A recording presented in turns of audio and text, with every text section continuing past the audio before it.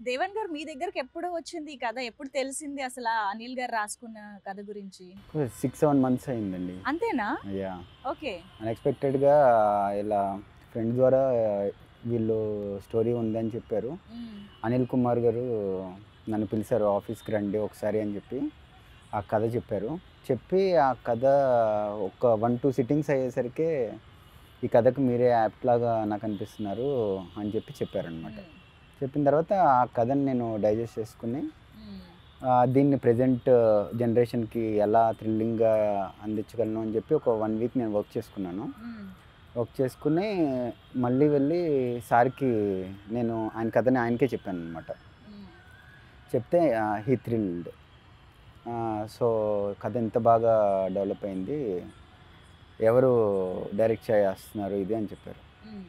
నేనే డైరెక్ట్ చేస్తున్నాను సార్ అన్నాను. ఓకే. సో, ఆయన కూర్చున్న కుర్చీలో నుంచి లెగిసి ఇంకా నాకు కాన్ఫిడెన్స్ వచ్చేసింది. ఆ! మీరైతే ఇంకా నా కథ హ్యాపీగా ఎళ్ళిపోతది. మీరు హ్యాపీగా చేసేసేయండి. మీరు చెప్పింది చెప్పినట్టు తీసేస్తారు. Okay. I am very confident అన్నారు.